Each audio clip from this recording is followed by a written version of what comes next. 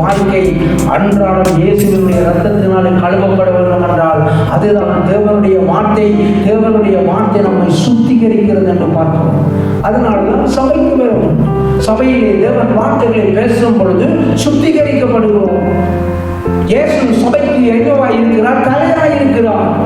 ஆண்டவர் அவரை மகா ஆசாரியனாக எழுப்பி இருக்கிறார். தேவ வீட்டினுடைய அதிபதியாக இயேசுவை நியமித்திருக்கிறார். சபைக்கு வந்தது அவரை இவரை முன்னே பார்க்கிறதுக்கு கிடையாது. பிரியமானவர்களே, இயேசுவை விசுவாசத்தோடு காண்பதற்காக வர வேண்டும்.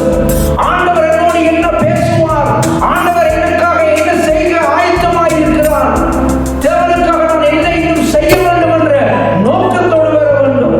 அதுதான் ஒற்றை வார்த்தை விசுவாசம். பிரியமானவர்களே,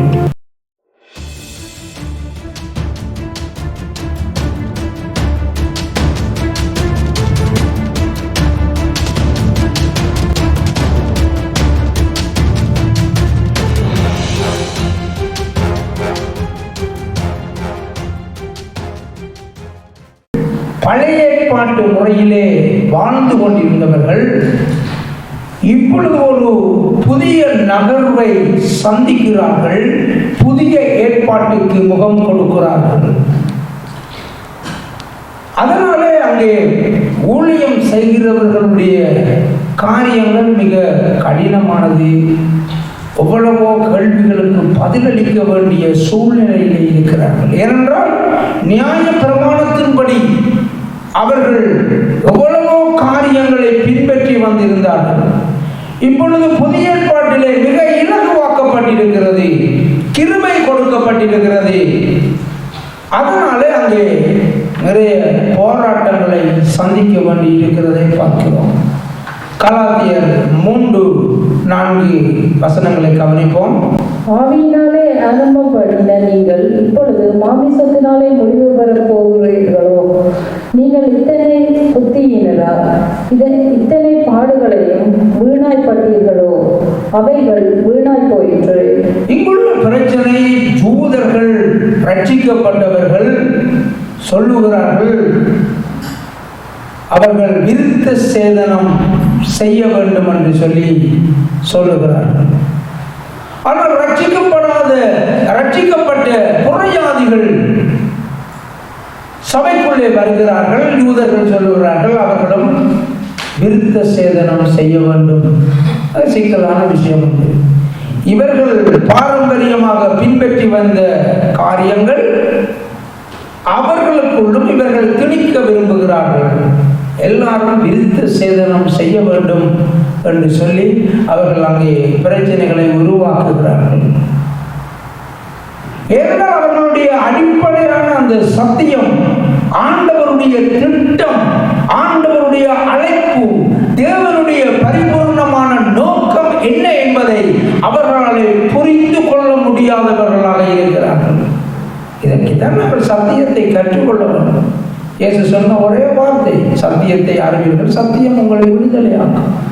நாங்கள் பாரம்பரியங்களையும் நாங்கள் எங்களுடைய வழிபாடுகளையும் நாங்கள் கட்டிப்பிடித்துக் கொண்டிருப்போமா இருந்தால் தேவன் அழைத்த வழியிலே எங்களால் இலகுவாக செல்ல முடியாது. இதுதான் இங்கே நடக்கின்ற காரியம். ஆவியினாலே ஆரம்பம் பண்ணின நீங்கள் இப்பொழுது மாமிசத்தினாலே முடிவு பெறப் போகிறீர்களோ? நீங்கள் இத்தனை புத்தியினரா? இத்தனை பாடுகளையும் வீணாய் பட்டீர்களோ? அவைகள் வீணாய் போயிற்று என்று அவர் கவலைப்பட்டு எழுதுகிறதை நாங்கள் பார்க்கிறோம். தொடர்ந்து கவனிப்போம் என்ன நடக்கிறது. 5 தொடக்கம் 7 வசனங்கள். அன்றையும் உங்களுக்கு ஆவியை அளித்து உங்களுக்குள்ளே அற்புதங்களை நடப்பிக்கிறவர் அதை நியாய பிரமாணத்தின் கிருபையினாலேயோ விசுவாச கல்வியினாலேயோ எதினாலே செய்கிறார். அப்படியே ஆபிரகாம் தேவனை விசுவாசித்தான், அது அவனுக்கு நீதியாக எண்ணப்பட்டது. ஆகையால் விசுவாச மார்க்கத்தார்கள் எவர்களோ அவர்களே ஆபிரகாமின் பிள்ளைகள் என்று அறிவீர்களாக. இந்த இடத்துல பார்க்கிறோம், நமக்கு தெரியும் மோசேயினுடைய காலத்திலே இந்த நியாய பிரமாணங்கள், சட்ட ஒழுங்குகள் கொடுக்கப்பட்டிருக்கிறது. ஆபிரகாமுடைய காலம் நாங்கள் பார்க்கிறோம் ஆதியாகமம், மோசேயினுடைய காலம் யாத்திராகமத்திலே தொடங்குகிறது. அப்ப ஆபிரகாம் கிரியைகளினாலே அவன் ஆண்டவருக்கு ஏற்ற விதமாக வாழ்ந்தாரா அல்லது விசுவாசத்தினாலே வாழ்ந்தாரா என்று சொல்லி அவர் கேள்வி கேட்கிறார். சட்டங்கள் எல்லாம் ஆபிரகாமுக்கு பிறகு வந்திருந்தது. ஆகவே ஆபிரகாமை உயர்ந்த ஸ்தானத்திலே தேவன் வைத்திருக்கிறார். காரணம், அவனுடைய விசுவாசத்தினுடைய காரியங்களை ஆண்டவர் பார்க்கிறார் என்று இங்கு அவர் குறிப்பிடுகிறதை நாங்கள் பார்க்கிறோம். அப்படியே ஆபிரகாம் தேவனை விசுவாசித்தால் அது அவனுக்கு நீதியாக எண்ணப்பட்டது. ஆகையால் விசுவாச மார்க்கத்தார்கள் எவர்களோ அவர்களே ஆபிரகாமின் பிள்ளைகள் என்று அறிவீர்களாக. தேவ ஜனமே, நானும் நீங்களும் விசுவாசத்தோட வாழ வேண்டும் என்பதை மறந்து போகக்கூடாது. ஆபிரகாமுடைய ஆசீர்வாதங்கள், ஆபிரகாமுடைய நன்மைத்தனங்கள், ஆபிரகாமுடைய வாக்குத்தத்தங்களை நாமும் நீங்களும் சுதந்திரிக்கிற பிள்ளைகளாக அழைக்கப்பட்டிருக்கிறோம். ஆனால் நம்முடைய வாழ்க்கையில விசுவாசத்தில் நாங்கள் தளர்ந்து போகக்கூடாது. ஒவ்வொருவருக்கும் ஒவ்வொரு விதமான சூழ்நிலை, ஒவ்வொருவரும் ஒவ்வொரு விதமான பிரச்சனைகளை எதிர்நோக்குகிறார்கள். ஆனால் ஒரே ஒரு காரியம் தான் எல்லாருக்கும் பொதுவானது. அதுதான் தேவன் தொடக்கிறவரை முடிக்கிறவருமாகிய விசுவாசம். கரங்களை கட்டி தேவனை மகிமைப்படுத்துவோம். ஆமென். ஒவ்வொருவருடைய வாழ்க்கையிலும் ஒவ்வொரு விதமான காரியங்கள். விசுவாசத்தை நாங்கள் விட்டுவிடக் கூடாது. எபிரேயர் 10:4 கவனிப்போம். எல்லாமலும் காளை, வெள்ளாட்டு கடா இவைகளுடைய இரத்தம் பாவங்களை நிவர்த்தி செய்ய மாட்டாதே. இங்கேதான் ஒரு புதிய ஏற்பாட்டிலே ஒரு சிக்கலான விஷயம் உண்டு. ஆளுங்களுடைய நியாய பிரமாணம், எங்கென்ற பலி செலுத்துதல், எங்கென்றெல்லாம் ஒரு பக்கம் ஒரு பகுதி போய்கொண்டு, ரட்சிக்கப்பட்டு இயேசுவை ஏற்றுக்கொண்டவர்களும் விருத்த சேதனம் செய்யணும் என்று பிரச்சனை போய்கொண்டிருக்கிறது. அது சாப்பிடக்கூடாது, இது சாப்பிடக்கூடாது என்று அந்த நியாய பிரமாணங்களில் சொல்லப்பட்ட காரியங்கள் பிரச்சனை போய்கொண்டிருக்கிறது. எல்லாத்துக்கும் ஒரு வசனத்தை முற்றுப்புள்ளியாக எழுதுகிறார். இவைகளுடைய ரத்தம் பாவங்களை நிவர்த்தி செய்ய மாட்டாது. அப்படி என்றால் தேவன் எதற்காக பலி செலுத்தும்படி சொன்னார்? இந்த ஆட்டு ரத்தம், இந்த ஆண்டு எருது போன்ற பலிகளை செலுத்தி, தகன பலிகளை செலுத்தின இந்த காரியங்கள் வீணாய் போகின்றனவா? அவைகளாலே பாவம் நிவர்த்தியாக மாட்டாதே என்று சொல்லப்படுகிறது என்றால், ஏன் அவர்கள் இவ்வளவோ ஆண்டுகளாக அந்த பலிகளை செலுத்தினார்கள்? தேவன் அல்லவா சொன்னார், அந்த இரத்தத்தை எடுத்து அந்த திரைச்சிலையின் மேலே தெளிக்கும் பொழுது பாவம் நிவர்த்தியாகும் என்று சொல்லி.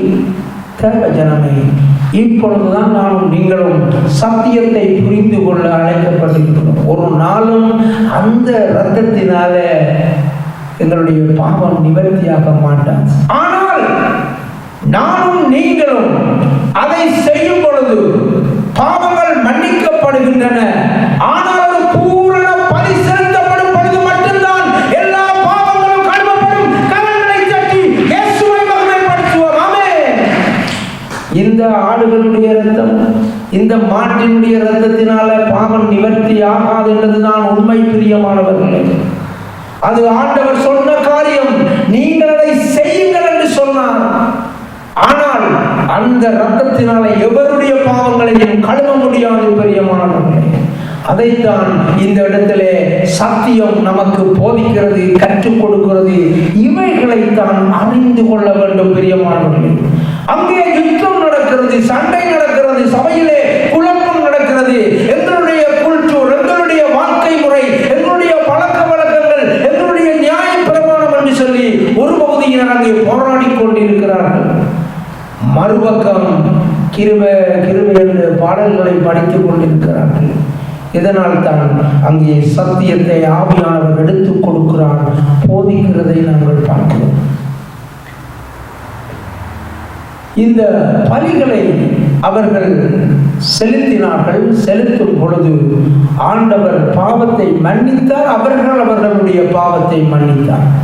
யார் யாரெல்லாம் போய் தேவாலயத்திலே அந்த வார்த்தைக்கு, நியாய பிரமாணத்திற்கு, நீதி சட்டங்களுக்கு கீழ்ப்படிந்து பலிகளை செலுத்தினார்களோ அவருடைய பாவங்கள் அங்கே மன்னிக்கப்படுகின்றன. ஆனால் பாவம் நிவர்த்தியாகவில்லை. பாவம் அங்கே இருக்கிறது. ஆனால் அவர்கள் மன்னிப்பு, தேவ மன்னிப்பை பெற்றுக் கொள்கிறார்கள். ஆகவே பலி செலுத்தியது தவறு கிடையாது, அது உண்மை. பலி செலுத்த வேண்டும் என்பது அழைப்பு, கட்டாயம், கட்டளை. பாவம் நிவர்த்தியாக வேண்டும், பாவம் மன்னிக்கப்பட வேண்டும் என்றால் பலி செலுத்த வேண்டும். ஆனால்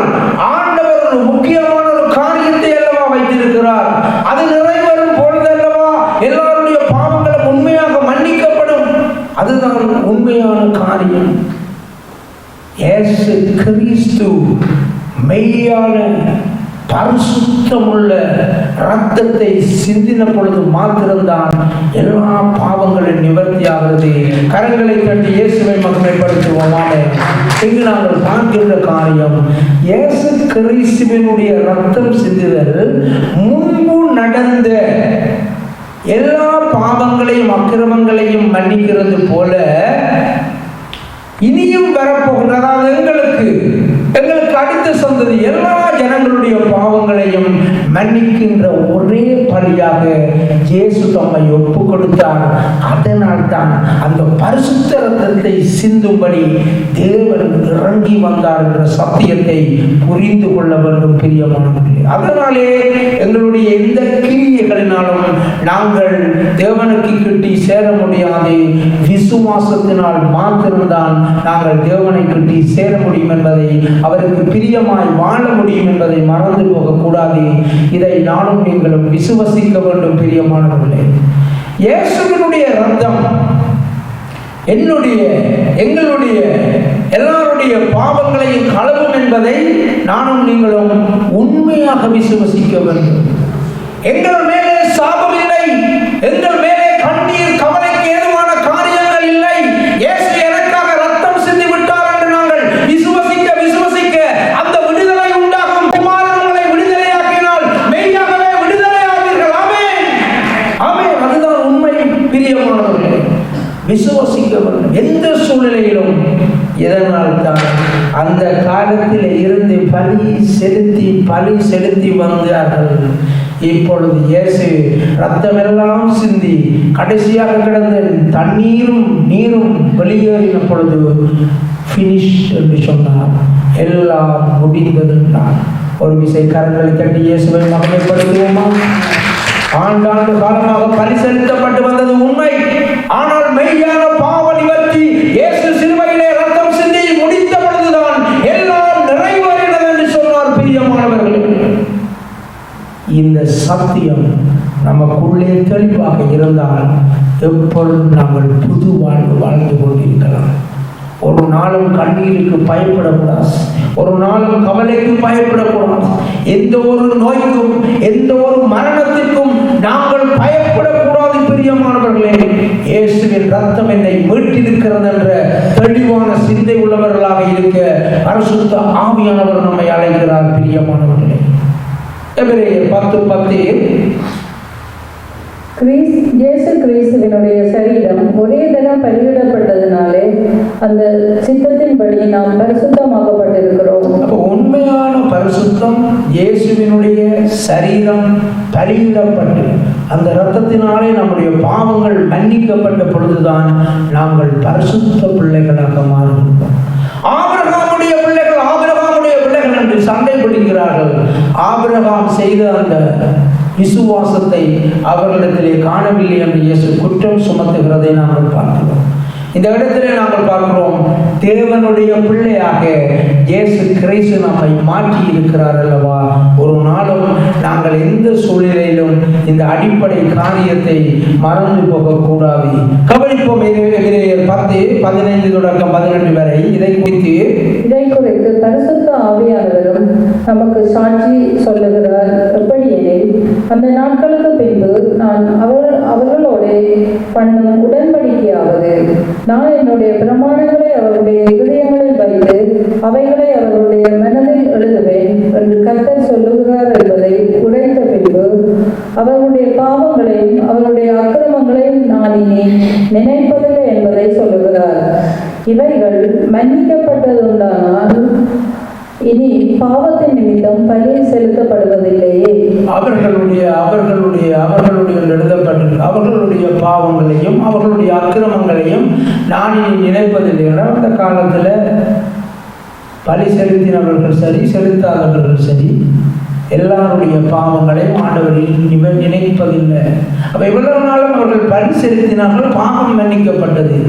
ஆனால் இப்பொழுது இயேசுவினுடைய ரத்தம் சிந்தப்பட்டபடியினாலே அவர் இனி அதை நினைக்கவும் மாட்டார். இவ்வளவு பெரிய கிருபை உள்ளது. ஆகவே அந்த கிரியைகளினாலே கீழ்ப்படிந்து நாங்கள் செய்வது அவசியமானது. அவர் சொன்ன கட்டளைகளை நிறைவேற்றுவது அவசியமானது. ஆனால் அதனாலே தான் எங்களுடைய பாவங்கள் நிவர்த்தியாகிறது என்ற காரியங்களை அவர்கள் புரிந்து கொள்ளாமல் இருந்தார்கள். அதோடு அது நிவர்த்தியாவது கிடையாது. மெய்யான பரிபொருள் இயேசுவினுடைய ரத்தம் வரும் வரை அந்த நினைவு, அந்த பதிவு தேவனிடத்திலே இருந்து கொண்டுதான் இருந்தது. இப்பொழுதுதான் அது முற்று முடிய பிரச்சனை தீர்க்கப்பட்டது. அதனாலதான் எல்லாம் நிறைவேறிட்டு என்று சொன்ன காரியம். தேவஜனங்கள், எங்களுடைய வாழ்க்கையில் பாவம் இல்லாமல் இருக்க வேண்டும் என்று தேவன் விரும்புகிறார். இயேசுவின் ரத்தத்தினாலே கழுவப்பட்ட பிள்ளைகள் நானும் நீங்களும் தேவனுக்கு பிரியமாய் வாழ்வதற்கு உதவி செய்வது விசுவாசம். நாங்கள் எப்படிப்பட்ட சூழ்நிலையிலும் கர்த்தருக்கு பிரியமில்லாமல் வாழ்கிறோம் என்றால் அந்த இடத்திலே நாங்கள் விசுவாசத்தை மறுதலிக்கிறவர்களாக இருக்கிறோம். எங்களுடைய தேவன் ஜீவன் உள்ளவர். அவருடைய கண்கள் பூமியொன்று முலாமிக் கொண்டிருக்கிறது. நீதிமான்கள் மேல் கண்ணோக்கமாய் இருக்கிறார் என்ற காரியங்களை நானும் நீங்களும் மறுதலிப்போமாய் இருந்தால் தேவனுக்கு பிரியமில்லாத வாழ்க்கை வாழ்ந்து கொண்டுதான் இருப்போம். ஆனால் அந்த விசுவாசத்தை விட்டு வழிவிலகிவிடக் கூடாது என்று பரிசுத்த ஆவியானவர் நம்மை அழைக்கிறார். இனி பாவத்தின் நிமித்தம் பலி செலுத்தப்படுவதில்லையே. ஆகவே எங்களுடைய வாழ்க்கையிலே தேவன் எதற்காக இந்த காரியங்களை, இந்த ஏற்பாடுகளை செய்தார் என்ற அடிப்படை அறிவு, நாலேஜ் எங்களுக்கு இல்லாவிட்டால் எங்களாலே தேவனை விசுவாசிக்க முடியாது, விசுவாசத்திலே நிலைத்திருக்க முடியாது. கவனிப்போம். எபிரேயர் 10:38-39. விசுவாசத்தினாலே நீதிமான் பிழைப்பான், பின்வாங்கி போவானால் அவன் மேல் என் ஆத்துமா பிரியமாயிராது என்கிறார். நாமோ கெட்டுப்போக பின்வாங்குகிறவர்களா இராமல் ஆத்துமா ஈடேற விசுவாசிக்கிறவர்களா இருக்கின்றோம். தேவ ஜனமே, விசுவாசத்தினாலே நீதிமான் பிழைப்பான், பின்வாங்கி போவானால் அவன் மேல் என் ஆத்துமா பிரியமாயிராது. ஒரு நாளும் ஆண்டவர் அழைத்த அழைப்பில் இருந்து நான் நீங்கள் பின்வாங்கி விடக்கூடாது. தேவனுடைய சபைக்கு வருவதனாலே எங்களுடைய விசுவாசம் வலுக்கிறது. தேவனுடைய சபைக்கு வருவதனாலே ஆண்டவருடைய வார்த்தைகள் நம்மை பரிசுத்தமாக்குகிறது. தேவனுடைய சபைக்கு வருவதனாலே கர்த்தருடைய மகிமையான பரிசுத்த ஆவியானவருடைய ஒரே அபிஷேகத்திலே நாங்கள் நிலைத்திருக்கிறோம். அதனாலே நாங்கள் ஒரு நாளும் தேவனுடைய காரியத்திலே, ஐக்கியமாகிற காரியத்திலே பின்வாங்கி போகக்கூடாது. நாமோ கெட்டு போக பின்வாங்குகிறவர்களாயிராமல் ஆத்துமா ஈடேற விசுவாசிக்கிறவர்களாயிருக்கிறோம். தேவனுடைய சபைக்கு வாழ்றதுக்கு ஒரு நோக்கம் இருக்கணும். பிரியமானவர்களே, முதலாவது நானும் நீங்களும் ஏன் இந்த இடத்தில் நிற்கிறோம்? விசுவாசம். கரங்களை தட்டி தேவனை மகிமைப்படுத்துவோமா? கர்த்தர், நம்முடைய கர்த்தர் ஜீவனோடு இருக்கிறார் என்ற விசுவாசத்தினால் தான் நாங்கள் சபை கூடுகிறோம். இயேசு சிந்தின ரத்தத்தினாலே கழுவப்பட்ட பிள்ளைகளை கண்டு ஆண்டவர் ஆயத்தமாக்கினது தான் தேவ சபை. அந்த விசுவாசத்தோடு தான் நாங்கள் வருகிறோம். பிரியமானவர்களே, அந்த விசுவாசம் இல்லாமல் நாங்கள் சபைக்கு வந்தால் ஆண்டவருடைய காரியங்களை எங்கள் மூலம் அவர் நிறைவேற்ற முடியாது. பிரியமானவர்களே, விசுவாசம் மிக முக்கியம். நாங்கள் சர்ச்சுக்கு வரும் பொழுது, சர்ச்சில் எந்த ஊழியத்தை செய்யும் பொழுது, சர்ச்சுக்காக எந்த காரியத்தை செய்யும் பொழுதும் அந்த விசுவாசம் இல்லாமல் நாங்கள் செய்வோமா இருந்தால், ஈடுபடுவோமா இருந்தால் ஒரு பிரயோஜனமும் இல்லை. பிரியமானவர்களே, நாம கெட்டு போக பின்வாங்குகிறவர்களாயிராமல் ஆத்துமா ஈடேற விசுவாசிக்கிறவர்களாய் இருக்கிறோம். கவனிப்போம். 10:21-22. தேவனுடைய வீட்டின் மேல் அதிகாரியான மகா ஆசாரியர் நமக்கு ஒருவர் இருக்கிறபடினாலும் துன்மனச்சாட்சி நீங்க தெளிக்கப்பட்ட இருதயம் உள்ளவர்களாயும் சுத்த ஜலத்தால் கழுவப்பட்ட சரீரம் உள்ளவர்களாயும் உண்மையுள்ள இருதயத்தோடும் விசுவாசத்தின் பூரண நிச்சயத்தோடும் சேரக்கடவும். தேவனுடைய வீட்டின் மேல், தேவனுடைய சபை மேல் யார் பஸ்ஸாம்? அதிகாரியான மகா ஆசாரியர் நமக்கு ஒருவர் இருக்கிறபடியால். அதனால சேர்ச்சென்றால் ஜீசஸ் உட்கார்ந்து இருக்கிறார் என்றதை மறக்கக்கூடாது. ஆண்டவர் அவரை அதிகாரியாக வைத்திருக்கிறார். அவரும் மகா ஆசாரியர். பரிசுத்தமுள்ள ரத்தத்தை எனக்கு உங்களுக்காகவும் சிந்தினார் அல்லவா? நமக்கு ஒருவர் இருக்கிறபடியினாலும் மனச்சாட்சி நீங்கள் தெளிக்கப்பட்ட இருதயம் உள்ளவர்களாயும் ரட்சிக்கப்பட்டவர்கள் அனுதினமும் சபையிலே சேர்த்துக் கொள்ளப்பட்டார்கள். நாங்கள் ரட்சிக்கப்பட்டிருக்கிறோம். சுத்த இருதயம் உள்ளவர்களாக தேவனுடைய சபையிலே நாங்கள் கூடுகின்ற பிள்ளைகளாக இருக்கிறோம். சுத்த ஜலத்தால் கழுவப்பட்ட சரீரம் உள்ளவர்களாய் நாங்கள் எங்களுடைய மாமிச சரீரத்தை நீரிலே மூழ்கி ஞானஸ்தானம் எடுத்திருக்கிறோம், ரட்சிக்கப்பட்டிருக்கிறோம். பிரியமானவர்களே, சுத்த ஜலத்தால் கழுவப்பட்ட சரீரம் உள்ளவர்களாயும் உண்மையுள்ள இருதயத்தோடும் தேவனை நாங்கள் தேடுகின்ற அந்த இயேசு கிறிஸ்து சொன்ன அந்த வார்த்தை ஆவியோடும் உண்மையோடும் தேவனுக்கு உண்மை உள்ள இருதயத்தோட உண்மையாகவே தேவனுக்கு நன்றி செலுத்த தேவன் கொடுத்த அந்த கட்டளையின்படி தேவன் விரும்பின அந்த சபை கூடுதலின்படி நானும் நீங்களும் உண்மையாக தேவனை ஆராதிக்க வர வேண்டும். உண்மை உள்ள இருதயத்தோடும் விசுவாசத்தின் பூரண நிச்சயத்தோடும் சேர கடவும். அங்கே யார் இருக்கிறார்? செஃப் பஸ் ஜீசஸ் தான் தேவனுடைய வீட்டின் மேல் அதிகாரியா இருக்கிறார். விசுவாசத்தின் பூரண நிச்சயத்தோடும் நாங்கள் சேர கடவோம் என்று சொல்லப்பட்டிருக்கிறது. தேவனுடைய ஒரு ஐக்கியம், தேவனுடைய சபையிலே ஒரு ஐக்கியம், அதுதான் இங்கு சொல்லப்பட்டிருக்கிறது. தேவனுடைய வீட்டின் மேலே அதிகாரியாக இயேசு இருக்கிறபடியினாலே நம் மேலே வேறு அதிகாரங்கள் கிடையாது. பிரியமானவர்களே, கரங்களை தட்டி இயேசுவை மகிமைப்படுத்துவோம். ஆமென். நாங்கள் இயேசுவிட்ட வந்தவர்கள் எங்களுக்கு மேலே வேறு அதிகாரம் கிடையாது. ஏற்கனவே மிச்ச 6 நாளும் எப்படி எங்களோட வாழ்க்கை இருக்குன்னு யாருக்கு தெரியாது. ஆனால் கர்த்தர் அறிவார். பிரியமானவர், ஆனால் அந்த ஒரு நாள் ஆண்டவருக்காக நாங்கள் இந்த கூடுகின்றதை விட்டு விடாமல் தொடர்ந்து வரும் பொழுது விசுவாசம் நமக்குள்ளே பெருகிக் கொண்டே இருக்கும். ஆண்டவருக்கு பிரியமான வழிகளிலே ஆவியானவர்களை நடத்தி கொண்டே இருப்பார். பிரியமானவர்களே, அதுதான் இந்த இடத்துல நாங்கள் பார்க்கின்ற காரியம். இவ்வளவு ஆழமான காரியங்கள் இருக்கிறது. தேவனுடைய சமூகத்திலே நாங்கள் ஒன்று கூடுவது, பிசாசு எல்லா வழியிலையும் அதை தடை செய்து கொண்டுதான் இருக்கும். தடை செய்தால் அதிகாரங்கள் வேறுபடும். இயேசுவிடத்திலே வரும் பொழுதுதான் இயேசுவினுடைய அதிகாரம் இருக்கும். பிரியமானவர்களே, நாங்கள் அதை விட்டுவிடும் பொழுது இயேசுவினுடைய அதிகாரம் எங்கள் மேலே இல்லாதபடியினாலே, இயேசுவினுடைய பாதுகாப்பு எங்கள் மேலே இல்லாதபடியினாலே, சாத்தானுடைய அதிகாரத்துக்குள்ளே நாங்கள் போகிறபடியினாலே பாவங்கள் மலிந்து போய் கிடக்கும். பிரியமானவர்களே, ஒரு நாளும் ஆண்டவருடைய சமூகத்தை யாரும் எந்த சூழ்நிலையிலும் விட்டுவிடக் கூடாது. பிரியமானவர்களே, கவனிப்போம். ஏனென்றால் ஒரு சபையை உண்டாக்குவதற்கு ஆண்டவர் எவ்வளவு காரியங்களை செய்தார் என்று பாருங்கள். அவர் எவ்வளவு பிரியத்தனத்தை செய்தார். தம்முடைய ஜீவனை கொடுத்தார் அல்லவா? அந்த நன்றி உணர்வோடு அல்லவா தேவனை தேட நாங்கள் வர வேண்டும். கவனிப்போம். மேலும் அன்புக்கும் நற்கிரியைகளுக்கும் நாம் ஏவப்படும்படி ஒருவரை ஒருவர் கவனித்து ஆண்டவருடைய சபை கூடி வருகின்றது நோக்கத்தினுடைய அடுத்த காரியம் அன்புக்கும் நற்கிரியைகளுக்கு நான் ஏவப்படும்படி. சபைக்கு வந்தால் தான் ஒருவருடைய குறை ஒருவருக்கு தெரியும். பாருங்க, ஆண்டவர் ஒரு சகோதரனை குறித்து என்னிடத்தில் பேசினார். இலங்கையிலே உள்ள அவருடைய குடும்பத்தோட நேரடியாக தொடர்பு கொண்டு என்னுடைய மனைவிக்கு தெளிவாக நான் சேர்ச்சில் இருந்து வீட்டை போய் சொன்னான். ஆண்டவர் சொல்றார், நேரடியாக தொடர்பு கொண்டு அந்த சகோதரி அந்த குடும்பத்துக்கு உதவி செய்யும்படி.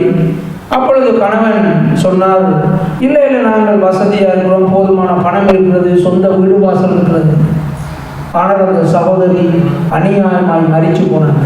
சில பேர் நாங்கள் சுவிஸில் இருந்து நாங்கள் பாஸ்டர் கதைக்கிறேன், சர்ச்சில் இருந்து கதைக்கிறோம் என்று கதைத்திருந்தால் அந்த சகோதரி தற்கொலை செய்திருக்க மாட்டாங்க. பாருங்க, ஆவியானவர் எனக்கு சொல்லி சர்ச்சில் காசு சேர்த்து கொடுப்போம் என்றதுக்காக நான் டிலே பண்ணினான்.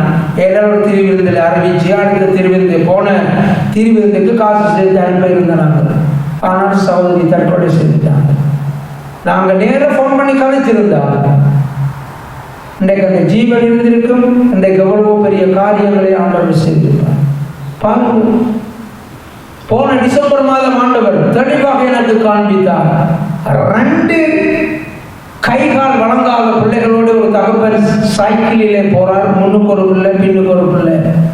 அந்த குடும்பத்தை எனக்கு அப்படியே காண்பித்தார். சொப்பனம், கனவு. அப்படியே நான் வவுனியாவிலே தேடி தேடி தேடி அவங்க படங்களை எழுப்ப இல்லை கரெக்டாக அவங்க போய் கண்டுபிடிச்சாங்க. அந்த 2 ஆம்பளை பிள்ளைகளும் பிறக்கும் பொழுது என்னது இயலாதவர்களாக பிறந்திருந்தார்கள். கிறிஸ்துமஸ் காசு நாங்களாக தான் கொடுத்தனாங்க. அந்த வீடியோ அவங்க பெயிண்ட் அடித்து, சாப்பாடு வண்டி கொடுத்து, மருந்து வண்டி கொடுத்து, உடுப்புகள் வாங்கி கொடுத்து, தொடர்ந்து விசாரிக்க முடிய சேர்ச்சியில் பணம் இருந்தால் செய்யலாம். இப்படி எத்தனை ஆயிரம் பேருக்கு செய்யலாம். பணத்தை வச்சு நாங்கள் யாரும் கொண்டு போகிறது கிடையாது. பிரியமானவர்களே, இலங்கையில் அப்படிப்பட்ட நம்முடைய சனத்துக்கு செய்யாமல் யாருக்கு செய்யும்? ஆகவே கிறிஸ்துவுக்குள் எனக்கு அன்பானவர்களே, ஆவியானவர் பேசும் பொழுது உடனடியாக நாங்கள் செயல்பட வேண்டும்.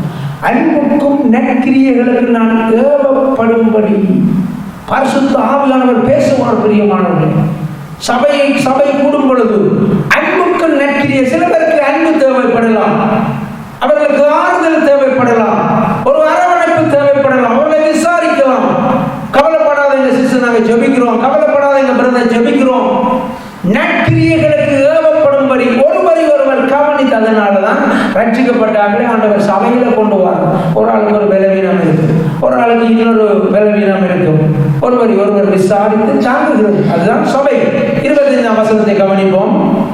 சபை கூடுதலை சிலர் விட்டுவிடுகிறது போல நாமும் விட்டுவிடாமல் ஒருவருக்கொருவர் புத்தி சொல்ல கடவோம். நாளானது சமீபத்தில் இருக்கிறதை எவ்வளவாய் பார்க்கிறீர்களோ அவ்வளவாய் புத்தி சொல்ல வேண்டும்.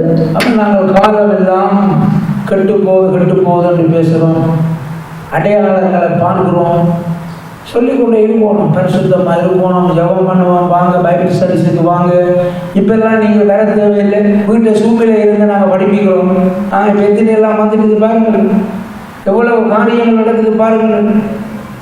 அதனாலதான் இந்த இடத்துல நாங்கள் பார்க்கின்ற காரியம், சபையிலே ஆண்டவருடைய காரியங்கள் செயல்பட வேண்டும். அன்பு, நற்கிரியை, புத்தி சொல்றது. புத்தி சொல்றது என்றால் ஜவா தம்பி நீ பியர் அடிக்காதுன்னு சொல்லக்கூடாது.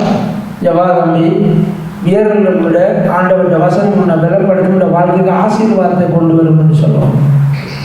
சத்தியத்தை விளங்கப்படுத்துவோம். சட்டத்தை போட்டு ஆளுக்கு என்ன விளங்கும் பாருங்கள். அவங்க சட்டத்தை போட்டு பார்த்தாலும் விளங்க இல்லை. விருத்த சேதனம் இல்லாதாக்கள், விருத்த சேதனம் உள்ளாக்கள் எல்லாம் பிரச்சனை வந்து விளங்க இல்லை. கடைசியாக அவங்களுடைய ஆட்டு ரத்தம் மாட்டு ரத்தம் ஒன்றும் ரட்சிக்காதுன்னு சொன்ன உடனே கப்சி அதோடு சேர்த்து என்னடா இருந்தால் சொல்லுது. உண்மைதான், அதுதான் சத்தியம். அதனால நாங்கள் ஒருவருக்கு ஒருவர் அன்பாக கவனிக்கணும், விசாரிக்கணும், புத்தி சொல்லணும் என்று ஆவியானவர் எழுதி வைத்திருக்கிறார். கவனிப்போம். வெளிப்பாடு 7:15. ஆனபடியால் இவர்கள் தேவனுடைய சிங்காசனத்திற்கு முன்பாக இருந்து இரவும் பகலும் அவருடைய ஆலயத்திலே அவரை சேவிக்கிறார்கள். சிங்காசனத்தின் மேல் வீற்றிருக்கிறவர் இவர்களுக்குள்ளே வாசமாயிருப்பார். எங்கள் இந்த சபை கூடுதல் என்ற காரியம் நிழலாட்டம் என்று எல்லாருக்கும் தெரியும். பரலோகத்தில் போய் தேவனுக்கு முன்பாக நாங்கள் நிற்க போகிறோம். அதனுடைய நிழல் இந்த சபை கூடுதல் என்ற காரியத்தை மறந்து போகக்கூடாது. ஒரு விசுவாசியின் இறுதியும் வெற்றியுமான வெகுமதியானது என்ன என்று சொன்னால், பரலோகத்தில் தேவனுக்கு முன்பாக நிற்பது. கரங்களை கட்டி தேவனை மகிமைப்படுத்துவோமா? பெருந்திரி சபை பாசத்துக்கு முன்னுக்கு நிற்கிறது என்ன பிரயோஜனம்? ஒரு பிரயோஜனம் இல்லை. சபையினுடைய நோக்கம் தேவனுக்கு முன்பாக நிற்கும்படி ஆயத்தமாக்குவது, மறக்கக்கூடாது. அதனாலதான் சபை கூடி வர வேண்டும். ஆனபடியா இவர்கள் தேவனுடைய சிங்காசனத்துக்கு முன்பாக இருந்து இரவும் பகலும் அவருடைய ஆலயத்திலே அவரை சேவிக்கிறார்கள். ஆண்டவர் பரலோகத்திலே கொண்டு போய் முன்னுக்கு வைத்திருப்பார் என்றால் சாம்பிள். இந்த நிழலாட்டமான சபைக்கு நாங்கள் ஒழுங்காக போகணும். இதுதான் ஆண்டவருடைய காரியம். எல்லாவற்றையும் ஞானஸ்தானம் எடுத்து ஆண்டவருடைய பிள்ளைகள் சொல்லி ஊரை உலகத்தை மாற்றி ஒரு பிரயோஜனம் கிடையாது. பிரியமானவர்களே, அட்டி நரகத்துக்குள்ள டெஃபினிட்டா நாங்கள் போவோம். தேவனால் கைவிடப்படுவோம். தேவனுடைய வார்த்தைகளின்படி வாழ வேண்டும். இல்லாவிட்டால் பரிசுத்த ஆவியானவர் எதற்காக சபையை ஒன்று கூட்டி வார்த்தைகளை பேசுகிறார்? பிரயோஜனம் இல்லாத வாழ்க்கை வாழ்ந்து யாருக்கும் பிரயோஜனம் இல்லை. மாயக்காரன் என்று இயேசு ஏன் சொல்லுகிறார்? ஒரு நாளும் அப்படி வாழக்கூடாது. பிரியமானவர்களே, ஜீவன் உள்ள தேவனுக்காக நாங்கள் ஓட வேண்டும். அதுதான் ஒற்றை வார்த்தை, விசுவாசம். விசுவாசம் இல்லாமல் நாங்கள் ஒன்றுமே செய்து பிரயோஜனம் இல்லை. வெளிப்பாடு 7:13-14 கவனிப்போம். அப்பொழுது அப்பொழுது மூப்பர்களில் ஒருவன் என்னை நோக்கி, வெள்ளை அங்கிகளை தரித்திருக்கிற இவர்கள் யார்? எங்கிருந்து வந்தார்கள் என்று கேட்டான். அதற்கு நான், ஆண்டவரே, அது உமக்கு தெரியும் என்றேன். அப்பொழுது அவன், இவர்கள் மிகுந்த உபத்திரவத்தில் இருந்து வந்தவர்கள். இவர்கள் தங்கள் அங்கிகளை ஆட்டுக்குட்டியானவருடைய இரத்தத்தினாலே தோய்த்து வெளுத்தவர்கள். இதில் தெரியும், ஒரு சபையில ஆண்டவர் ஒவ்வொரு பிள்ளைகளும் பலவிதமான உபத்திரவங்களை சந்திக்கிறார். ரட்சிப்பை காத்துக் கொள்வதற்கு கணவனுடைய உபத்திரவம் தாங்க இல்லாமல் இருக்கும், மனைவியினுடைய உபத்திரவம் தாங்க இல்லாமல் இருக்கும், பிள்ளைகளுடைய உபத்திரவம் தாங்க இல்லாமல் இருக்கும், பெற்றோருடைய உபத்திரவம் தாங்க இல்லாமல் இருக்கும். சேர்ச்சுக்குள்ளேயே ஊழியங்கள் செய்ய விடாதபடி எத்தனையோ பேருடைய உபத்திரவங்கள் இருக்கும். இயேசுவுக்காக வழியில போய் சுவிசேஷம் அறிவிக்க முடியாதபடி எத்தனையோ உபத்திரவங்கள் இருக்கும். ஆனாலும் இவர்கள் மிகுந்த உபத்திரவத்தில் இருந்து வந்தவர்கள். ஆண்டவர் மறக்கல. எப்படி இவர்கள் தங்களுடைய சாட்சியை காத்துக் கொண்டார்கள். எத்தனை நெருக்கங்கள், எத்தனை அவமானங்கள், எத்தனை சிறுமைகளுக்கு மத்தியிலே மௌனமாய் கர்த்தருக்காக இருந்து வெற்றி பெற்றவர்கள். ஆமென். அதுதான் ஆண்டவர் நினைக்கிற காரியம். கண்ட எல்லாரும் தேவ சமூகத்துக்கு வர முடியாத பிரியமானவர்கள். மௌனமாக இருக்கணும், சமூக தன்மையோட இருக்கணும். இவர்கள் மிகுந்த உபத்திரவத்தில் இருந்து வந்தவர்கள். இவர்கள் தங்கள் அங்கிகளை ஆட்டுக்குட்டியானுடைய இரத்தத்திலே தோய்த்து வெளுத்தவர்களுடைய வாழ்க்கை அன்றாடம் இயேசுவினுடைய இரத்தத்தினாலே கழுவப்பட வேண்டும் என்றால் அதுதான் தேவனுடைய வார்த்தை. தேவனுடைய வார்த்தை நம்மை சுத்திகரிக்கிறது என்று பார்க்கிறோம். அதனால்தான் சபைக்கு வரும். சபையிலே தேவன் வார்த்தைகளை பேசும் பொழுது சுத்திகரிக்கப்படுகிறோம். இயேசு சபைக்கு எங்கவாய் இருக்கிறார்? தலைவராய் இருக்கிறார். ஆண்டவர் அவரை மகா ஆசாரியனாக வல்லவா எழுப்பி இருக்கிறார். தேவ வீட்டினுடைய அதிபதியாக வல்லவா இயேசுவை நியமித்திருக்கிறார். சபைக்கு வந்தது அவரை இவரை என்னை முன்னே பார்க்கிறதுக்கு கிடையாது. பிரியமானவர்களே, இயேசுவை விசுவாசத்தோடு காண்பதற்காக வர வேண்டும். ஆண்டவர் என்னோடு என்ன பேசுவார், ஆண்டவர் எனக்காக என்ன செய்ய ஆயத்தமாய் இருக்கிறார், தேவனுக்காக நான் என்ன இன்னும் செய்ய வேண்டும் என்ற நோக்கத்தோடு வர வேண்டும். அதுதான் ஒற்றை வார்த்தை விசுவாசம். பிரியமானவர்களே, ஆபிரகாம் விசுவாசித்தானது நீதியாக எண்ணப்பட்டது. நிறைவான வசனங்கள் 1-2 கவனிப்போம். விரைவாக பேசிய 1-3 கிடக்குமாறு. நம்முடைய கர்த்தராகிய இயேசு கிறிஸ்துவின் பிதாவாகிய தேவனுக்கு ஸ்தோத்திரம்.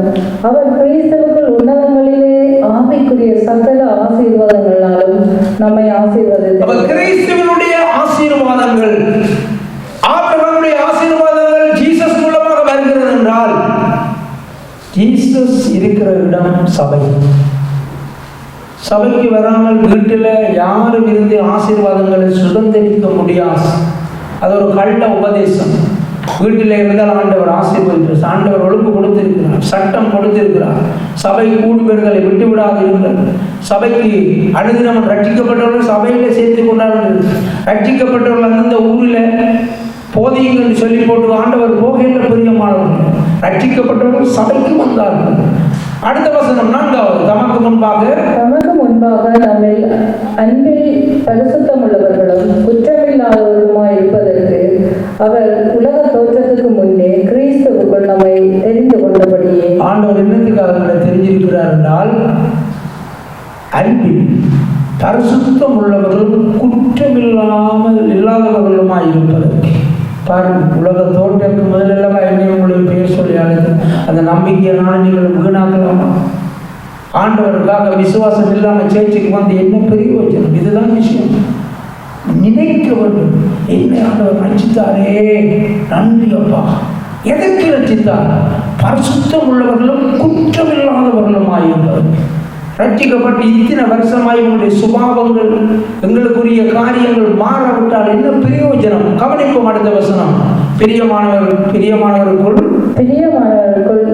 தாம் நமக்கு தந்தருளின நம்முடைய கிருபையின் மகிமைக்கு புகழ்ச்சியாக நம்முடைய தயவுள்ள சித்தத்தின்படியே நம்மை இயேசு கிறிஸ்து மூலமாய் நமக்கு சுவிகார புத்திரராகும்படி முன்குறித்திருக்கிறார். இயேசு மூலம்தான் பிள்ளைகளை கூப்பிடுவோம். இயேசு மூலம்தான் நாங்கள் புத்திரராக இருக்கிறோம். அதற்குத்தான் அழைத்திருக்கிறார் என்றால் இயேசு சபைக்கு தலையாக இருக்கிறார். ஆண்டவருடைய ஆலயத்திலே நாங்கள் வரும் பொழுது தொடர்ந்து நாங்கள் புத்திரர் என்ற காரியத்தை பாதுகாத்துக் கொள்ளலாம். இல்லாவிட்டால் நாங்கள் வேறு அதிகாரங்களுக்கு உட்பட்டு போனால் அதுக்கு இயேசுவும் பொறுப்பு கிடையாது, சபையும் பொறுப்பு கிடையாது. அதனாலே நாங்கள் எழுந்து நிற்போம். இன்றைய நாளிலே நாங்கள் ஒப்புக் கொடுப்போம். ஆசீர்வாதம் நிரம்பி வழிந்தோடும். Come and see. நம் கண்ணீர் யாவையும் இயேசு துடைத்திடுவார். உடைய தேவன் எழுந்தருள்வார். J Mission Church, Mosüslistraße 32, 6032 Emmen, Luzern. Halleluja, Halleluja, அவருக்கே மகிமை. Halleluja, Halleluja, அவருக்கே கனம். Halleluja, Halleluja, அவருக்கே துதிகள். Halleluja, Halleluja, அவருக்கே புகழ்ச்சி. உடைய தேவன் எழுந்தருள்வார். எனக்காக யுத்தம் பண்ணுவார். உடைய தேவன் எழுந்தருள்வார்.